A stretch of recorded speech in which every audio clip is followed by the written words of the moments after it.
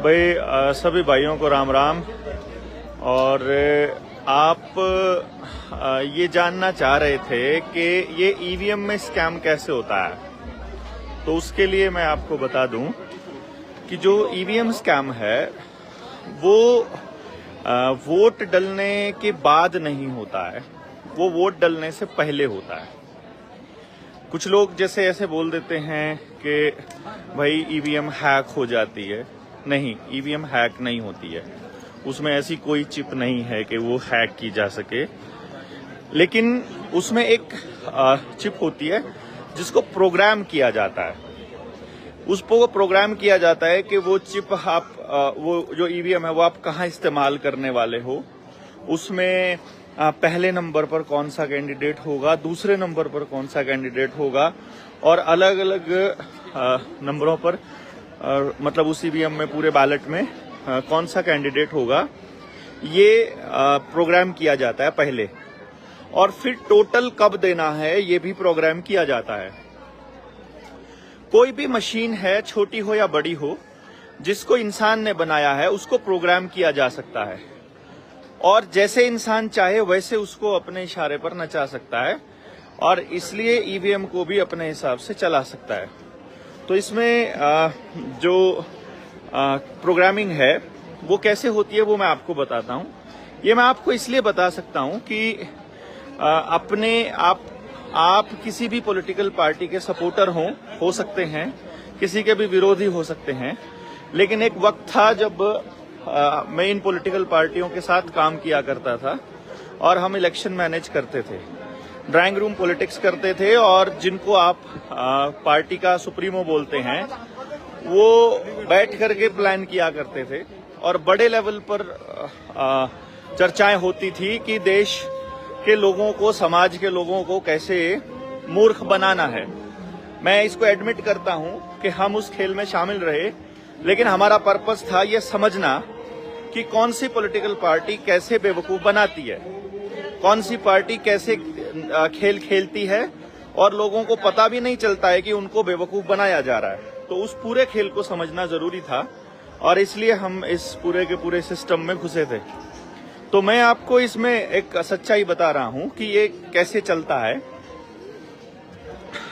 आमतौर पे ये प्रोग्राम किया जाता है, और ये 2009 से पहले भी किया जाता रहा है, 2014 में भी किया गया था। जिसकी भी सरकार होती है, क्योंकि उसके पास कंट्रोल रहता है, तो उसको कहाँ पे ईवीएम स्टोर करनी है, कहाँ से उसको आगे लेकर के जाना है, किस तरह से डिलीवरी देनी है, कितनी ईवीएम कहाँ होंगी। सबसे पहले तो आपको एक बात का जवाब ढूंढना है कि पिछले चुनाव में, जो 2019 का जब चुनाव हुआ था, उस चुनाव में इलेक्शन कमीशन ने चुनाव के बाद एक हल्फनामा दायर किया था कोर्ट में, और एक आरटीआई के जवाब में एक बात बताई थी कि हमारी लगभग 20 लाख ईवीएम गायब हैं। तो वो ईवीएम 20 लाख थी कि 2 लाख थी, आई थिंक, आंकड़ा में अभी मिसिंग है, बट आपको मालूम होना चाहिए कि लाखों की संख्या में ईवीएम गायब थी। अब वो ईवीएम गायब हुई तो कहां चली गई, उनके बारे में आज तक इलेक्शन कमीशन बता नहीं पाया है कि वो ईवीएम गायब होकर के कहां गई। तो क्या उसके बारे में किसी ने किसी से सवाल पूछा? आई डोंट थिंक सो कि किसी ने सवाल इस विषय में पूछा है। तो फिर अगर ईवीएम के विषय में सवाल नहीं पूछा गया तो इसका मतलब है कि ईवीएम कहीं से चले और दूसरी ईवीएम पहुंचे, ऐसी संभावना हो सकती है। चलिए फिर भी एक दूसरा स्टेप आगे बताता हूं मैं आपको कि ये किस तरह से 20 लाख ईवीएम थी शायद, मैं जहां तक समझ पाया। एक दूसरी चीज मैं आपको बताता हूं, और वो ये है कि 2009 में और 2014 में कैसे चुनाव कांग्रेस जब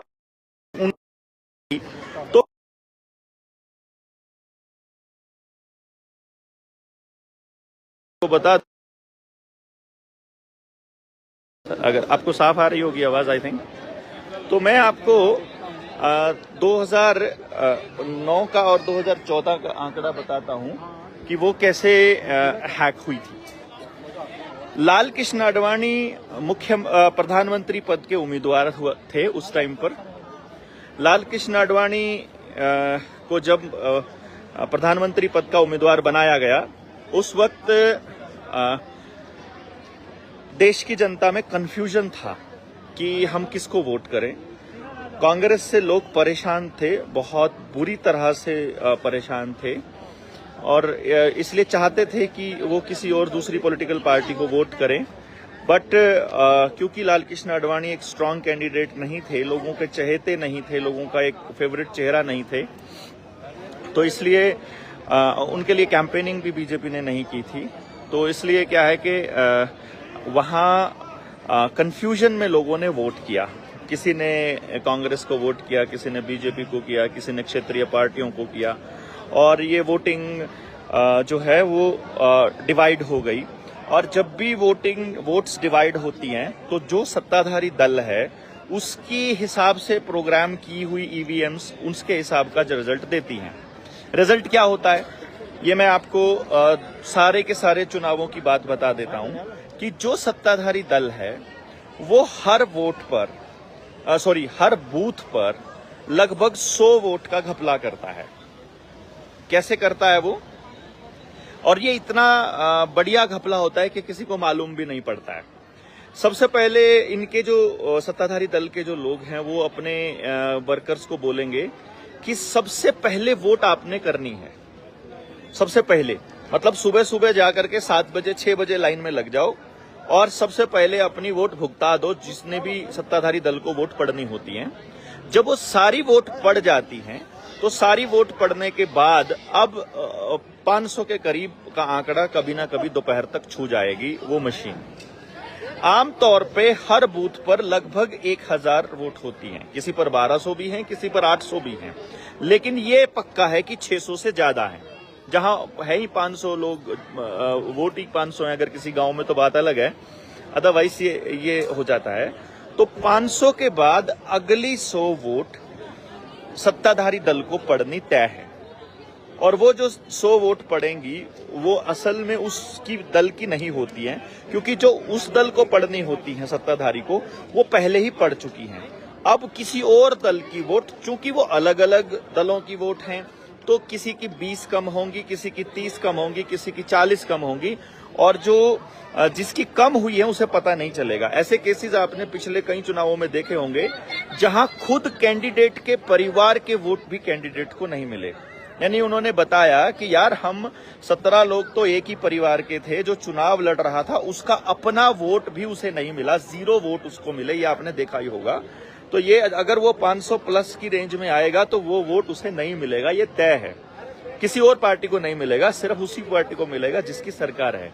तो जो 2009 में जनता का कंफ्यूजन था उसकी वजह से यूपीए के, हालांकि यूपीए कांग्रेस को बहुत कम सीटें मिली थी, उसके बाद भी यूपीए की सरकार बनी, क्योंकि सारे के सारे दल जो हैं वो इकट्ठे होकर के वही जो हालात 2009 में बन रहे थे वही हालात आज 2024 में बन रहे हैं कि वोट जो डिवाइड हुई हैं उन डिवीजन की वजह से आज लगभग बराबर के लेवल पर दोनों के दोनों गठबंधन आ गए हैं।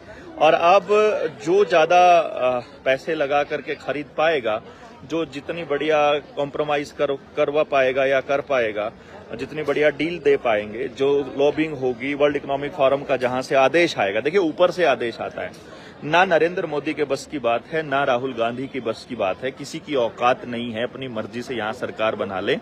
लॉबिंग की एजेंसी जहां जिसको कहेंगी उनको इशारा आ जाएगा। अभी सेंसेक्स में लगभग 50 लाख करोड़ रुपया आम पब्लिक का डूबा है। इसको आप समझिए कैसे होता है कि बाजार ये समझ रहा है कि अगर सरकार बीजेपी की नहीं आ रही है तो गौतम अडानी डूब रहा है और गौतम के पैसे डूब रहे हैं, और ऐसा करके बाजार धड़ाम से गिर गया। तो ये तो चलो दूसरी बात थी, लेकिन ईवीएम पे बात करते हैं।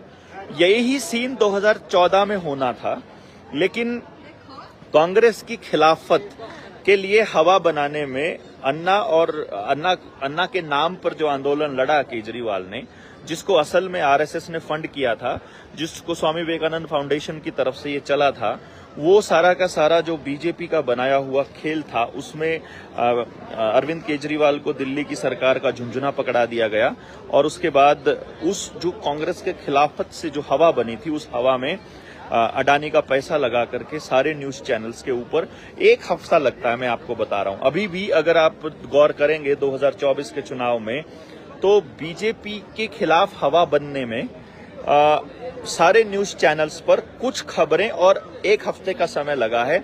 एक हफ्ते में हवा इधर की उधर पलट गई, ये आपने अभी अभी देखा है। तो इसलिए इस खेल को आप थोड़ा सा नजर बनाए रखेंगे तो इजी रहता है। तो बीच बीच में हम आपको आकर के बताते रहते हैं, इसलिए आपको मालूम पड़ता रहेगा। अब जब वो हर बूथ पर 100 वोट की गड़बड़ हो गई है, तो आपके पास लगभग एक विधानसभा में 200 के करीब बूथ होते हैं। अगर 200 बूथ हम मानकर चलें तो 20,000 वोट प्रति विधानसभा आपकी गड़बड़ होना तय है। यानी कि अब मैं ये आपको विधानसभा का आंकड़ा दे रहा हूं कि विधानसभा में यदि आपको जीतना है तो आपको 20,000 से ज्यादा मार्जिन से जीतना पड़ेगा। यानी अगर आप 25,000 से जीत रहे हो असलियत में, तो ईवीएम की गड़बड़ की वजह से मात्र 5,000 की जीत बताई जाएगी। और यदि आप 15,000 वोटों से जीत रहे हो तो ईवीएम की गड़बड़ की वजह से आप 5,000 वोटों से हार जाओगे। और अगर आप नेक टू नेक फाइट में लगभग 20,000, 19,000 या 21,000 से जीत रहे हो तो 500 या 1,000 का ही डिफरेंस रहेगा। और यही कारण है कि इतनी खिलाफत होते हुए भी, बीजेपी के खिलाफ मैंडेट होते हुए भी, समाज का एक भी तबका नरेंद्र मोदी को पसंद नहीं कर रहा था। केवल कुछ अंधभक्त और गधे किस्म के लोग थे जिनको इतनी भी अक्ल नहीं थी कि उनके बच्चों को बर्बाद करके, नशा दे करके, उनका सत्यानाश करके, मतलब कोई भी सरकार अगर देश का भला कैसे कर सकती है। सिर्फ उन लोगों ने इस पार्टी को सपोर्ट किया या जिनके वेस्टेड इंटरेस्ट इसमें शामिल थे। मतलब किसी का ठेका शामिल था या कोई पद पे बैठा हुआ था या लालच में था, उनको छोड़ दीजिए आप। पूरा समाज इनकी खिलाफत कर रहा था और इसके बावजूद भी अगर ये फाइट में है तो इसका मतलब बहुत बड़ा खेला हुआ है। और इस वक्त भी जबकि सारे नतीजे आ जाने चाहिए थे, अभी खेल क्या चल रहा है, जहां सारे न्यूज चैनल्स 294 का आंकड़ा दिखा रहे हैं, आगे हैं, वहीं पर यह काम हो रहा है कि जहां पर बीजेपी आगे है वहां गिनतियां तेजी से चल करके नतीजे घोषित किए जा रहे हैं। और जहां बीजेपी पीछे है वहां या तो मशीन खराब हो रही है, या बिजली चली गई है, या नेट चला गया है, या नेट स्लो हो गया है। यूपी में नेट स्लो कर दिया गया है। और जैसा दीपेंद्र की जो कॉन्स्टिट्यूएंसी में पिछले प्लान में किया गया था, जो खेल चला था, वही खेल इस टाइम पे पूरे के पूरे देश में उन सीटों पर चल रहा है जहां फाइट नेक टू नेक है। तो जो मैंने आपको विधानसभा का एक विधानसभा का आंकड़ा दिया था, उसको आप लोकसभा में मल्टीप्लाई कर लीजिए। वहां फिर हर बूथ पर 100 की बजाय आप 50 वोटों से भी आप इसको कंफर्म कर सकते हैं। अब चूंकि जो सत्ताधारी दल है उसका जो नारा था वो 400 पार का था, तो देश के जो लोग हैं वो ये सोच करके खुश हो रहे हैं कि इनकी 400 पार नहीं हुई है। हालात कैसी है, कितनी कमाल के है देखिए। ना बीजेपी हंस रही है, ना रो रही है, ना कांग्रेस रो रही है, ना हंस रही है। और दोनों को ऐसा लग रहा है और देश को भी ऐसा लग रहा है कि ईवीएम भी ठीक है और आंकड़े भी सही हैं और ये लोग खेला कर रहे हैं। प्रधानमंत्री पद का उम्मीदवार होते हुए, सिटिंग पार्लियामेंट का मेंबर होते हुए वाराणसी से लगभग 1.5 लाख वोटों से जीत पाया है नरेंद्र मोदी। इससे आप उसकी लोकप्रियता का अंदाजा लगा सकते हैं। कोई लोकप्रियता नहीं है, उल्टा इतना बड़ा खेला होने के बाद की बात मैं आपको कह रहा हूं। मतलब जब आप विश्व गुरु बनने की और पूरी दुनिया का लीडर होने का नाटक करते हो और उस वक्त अगर आप मात्र 1.5 लाख वोटों से जीतते हो, तो इसका अंदाजा आप लगा सकते हैं कि कोई लोकप्रियता नहीं है, कोई सरकार की क्रेडिबिलिटी नहीं है। इलेक्शन कमीशन अपनी क्रेडिबिलिटी खो चुका है, सभी दल अपनी क्रेडिबिलिटी खो चुके हैं। यहाँ कोई भी जीते कोई भी हारे, जनता का हारना तय है और जनता हार रही है। वर्ल्ड इकोनॉमिक फोरम जीत रहा है। किसी की भी सरकार आए, ना आपका पटवारी बदल रहा है, ना आपका पुलिस बदल रही है, ना पुलिस का काम करने का तरीका बदल रहा है, ना आपको लठ लगने बंद होंगे, ना आपकी सुनी जाएगी, आपकी शिकायतों पर नहीं होगा। सीसीटीवी कैमरा पक्का लगाने हैं, डिजिटल चालान पक्का कटने हैं। आपकी जमीनें ऑलरेडी आपकी छीनी जा चुकी हैं। आपके बच्चों को डिजिटल पढ़ाई देने का प्लान है। आपकी करेंसी को छीन करके सीबीडीसी लाने का प्लान चल ही रहा है। तो आप सबको ये मालूम पड़ना चाहिए कि चाहे जिसकी भी सरकार आए, जनता हार रही है। तो किसान अपना बॉर्डर पर बैठे हुए हैं, पंजाब हरियाणा के बॉर्डर पर, किसी की भी सरकार आए, देखते हैं क्या होता है। नीतीश कुमार, जहां तक मैं समझता हूं, नीतीश भी आएगा, और ये जो इसमें था उड़ीसा का जो था मुख्यमंत्री, वो भी इधर ही आएगा। वहां भी बीजेपी हार रही थी, और इस तरह से चांसेस ये बन रहे हैं कि गठबंधन जो एनडीए है वो हार करके और इंडिया गठबंधन की सरकार बने। चाहे जिसकी भी बने, मैं इतनी तो बता ही रहा हूं कि आपको कि जनता तो हार ही रही है। तो आप सब लोग इस पे थोड़ा सा नजर बनाए रखें, कौन कैसा मंत्री बनेगा। देखिए, नितिन गडकरी को बहुत बड़ा एक मतलब पद मिल सकता है। कारण क्या है कि वर्ल्ड इकोनॉमिक फोरम को जो ड्राइवरलेस ट्रक चलाने हैं, और जो अफगानिस्तान से नशे का तस्करी करना है बाई रोड, और जो आपके यहाँ पर बड़े बड़े ट्रालों में जो भेजना है जो सारा सामान, तो रेलवे मिनिस्ट्री और ट्रांसपोर्ट मिनिस्ट्री, ये दो मिनिस्ट्री का बड़ा अहम रोल होने वाला है भविष्य में। एनर्जी भी बड़ा खेल खेलेगा, क्योंकि ऊर्जा को पूरी तरह से अडानी को सौंपने का योजना चल रही है। रिटेल को पूरी तरह से अंबानी को सौंपा जाएगा, और जो कंस्ट्रक्शन है रोडों का, ये किस तरह से बढ़ेगा, कौन आदमी इसमें लॉबिंग कर पाएगा और कैसे आगे बढ़ा जाएगा, ये देखने वाली बात होगी। एक दो दिन में सब स्पष्ट हो जाएगा और आपको हम बताते जाएंगे। हमारा काम एक ही है, सरकार बीजेपी की बने या कांग्रेस की बने। कुछ लोग पूछते थे आप किसकी तरफ थे, मैंने आपको बताया था कि हम वर्ल्ड इकोनॉमिक फोरम की तरफ नहीं, हम देश की जनता की तरफ हैं। और देश की जनता की डिमांड ये है कि अभी सरकार किसी की भी बने, उसी को गरियाना और उसी को लतियाना चालू करना है। तो हम लोग अपनी यात्रा शुरू कर रहे हैं बहुत जल्दी। हरियाणा में हम लोग साइकिल यात्रा शुरू करेंगे और गाँव को बताएंगे। हमारे जो मुद्दे हैं, संभावित मुद्दे, वो ये हैं कि अगर किसी को वैक्सीन का साइड इफेक्ट हुआ है तो वो अपनी बताए, किसी के बड़े चालान कटे हैं वो बताए, किसी का बिजली का काम पेंडिंग है वो बताए, किसी को अस्पतालों में इलाज नहीं मिल रहा है वो बताए, कि गांव की जो जमीन है, जो सामूहिक जमीन है, वो वापस गांव को मिले। पानी का जो कंट्रोल है वो सरकार के पास जाकर के वो गांव के पास वापस आए। जल जंगल जमीन और जानवर वापस गांव के पास आए। शिक्षा, स्वास्थ्य, न्याय, राजनीति और खेती, इनमें से पूंजीवाद का खात्मा कैसे किया जाए, और गांव के अंदर ग्राम स्वराज को कैसे मजबूत किया जाए, ग्राम सभा को कैसे मजबूत किया जाए। इन्हीं सारे मुद्दों के ऊपर लंबी चर्चा करने के लिए एक एक गांव में जाकर लोगों को समझाने की योजना है। देखते हैं कहां तक हम कर पाएंगे, लोग कितना साथ दे पाएंगे। हमारे पास बाहुबल भी नहीं है, हमारे पास पैसे भी नहीं है, हमारे पास हिम्मत, हौसला और समझ है। उसी के सहारे हम 2.5 साल तक सरवाइव कर गए और उसी के सहारे आगे चलने वाले हैं। हमको जो डंडे पड़े थे और गैर कानूनी तरीके से हमको जेल में भेजा गया था हमारे साथियों को, ये मुद्दा भी हम अपना उठाने वाले हैं। और हर पॉलिटिकल पार्टी के उस आदमी से जवाब मांगा जाएगा जो लॉकडाउन के दौरान चुप था और जिसने सवाल नहीं खड़े किए और जिसकी वजह से लोगों का धंधा चौपट हुआ। अगर वैक्सीन के साइड इफेक्ट से किसी की डेथ हुई है तो उसके लिए कौन जिम्मेदार होगा, और जिम्मेदार आदमी को क्या सजा मिलनी चाहिए, और उसके लिए कितना मुआवजा और कौन देगा। इन सब सवालों के जवाब लेने के लिए हम आपके बीच आएंगे और इस यात्रा में चलेंगे। उम्मीद है कि आप सब लोग साथ देंगे। मैक्सिमम लोगों तक पहुंचाने के लिए वीडियो को शेयर कीजिए और लोगों तक पहुंचाइए। बाकी सब चैनलों के ऊपर आपको कबाड़ मिलेगा, कौन जीत रहा है, कौन हार रहा है, विश्लेषण इस तरह से नहीं मिलेगा।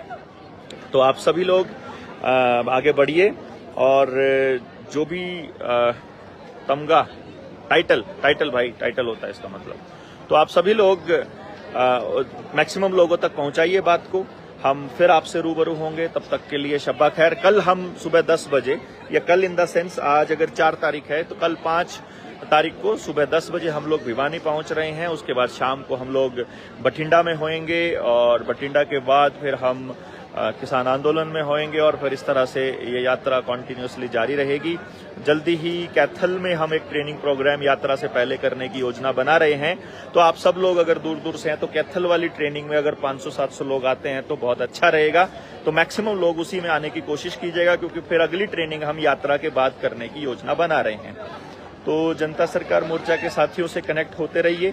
अपने अपने जिले में जो लोग हैं उनसे मिलिए। फेसबुक पर जो पेजेस हैं उन पे मिलिए। निडर इंडिया चैनल है यूट्यूब का, उसको सब्सक्राइब करके और लोगों तक पहुंचाइए ताकि लोग ज्यादा से ज्यादा जागरूक हो सके। आपका बहुत बहुत शुक्रिया शेयर करने के लिए और जुड़े रहने के लिए। और ईवीएम में वाकई में घोटाला है। ईवीएम स्कैम अगर नहीं होता तो ये लोग 50 भी टपने वाले नहीं थे। इनको जूते पड़ रहे थे, इनके गांव में कोई घुसने नहीं दे रहा था, इनसे बात कोई नहीं कर रहा था और इनके पास कोई योजना नहीं थी। सबसे बड़ी बात है, प्रधानमंत्री के पास हिंदू मुसलमान का गोबर गंद मतलब उछालने के अलावा कोई योजना नहीं थी। और आपने इनके सपोर्टरों को देखा ही होगा, ये भी कबाड़ ही कर रहे थे। और उल्टा राहुल गांधी तो हर घर में 1 लाख रुपया देने की बात कह रहा है, बल्कि औरतों को देने की बात कर रहा है। घर तोड़ने में बहुत अच्छा योगदान रहेगा इस योजना का, महालक्ष्मी योजना का। और बाकी मैं आपको इसके धीरे धीरे, अगर सरकार बनती है कांग्रेस की तो उनकी योजनाओं की पोल खोलेंगे, और अगर बीजेपी की बनती है तो उनकी खोलेंगे। असल में योजनाएं इनकी है ही नहीं है, योजनाएं ऊपर से आती हैं और ऊपर बैठा है वर्ल्ड इकोनॉमिक फोरम। तो वर्ल्ड इकोनॉमिक फोरम के गुलामों की सरकार आपको मुबारक हो। आप जिसके भी सपोर्टर हैं, आप सपोर्टर ना रहेंगे, जब आप अपने लिए सवाल उठाना शुरू करेंगे, आपके बच्चों के लिए सवाल उठाएंगे, तो मुझे लगता है वो सबसे बेहतर रहेगा। उसी दिन की कामना में और उसी दिन के लाने के लिए हम लोग दौड़ रहे हैं। आप भी दौड़िए, आप भी जागिए, जगाइए और लोगों को अपने साथ जोड़िए और अपने समाज का दोबारा से निर्माण कीजिए। व्यवस्था परिवर्तन के इस अभियान में आप हमारा साथ दीजिए। जय हिंद, जय भारत।